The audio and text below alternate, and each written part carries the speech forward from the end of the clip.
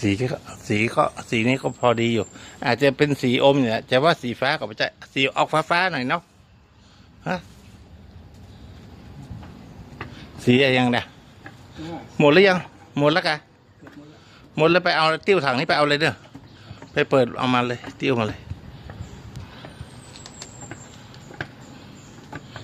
ขอสีจะออกเป็นฟ้าหน่อยนะครับเมื่อกี้เอาสีขาวผสมเข้าไปหน่อยนึงก็ไม่เป็นไรจะเป็นด้านข้างกุฏิก็สวยอยู่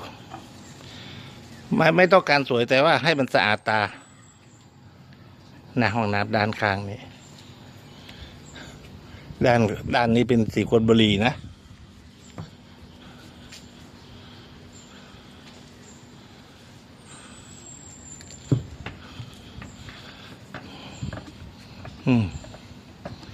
สองหนุ่มสองมุมอ่ะ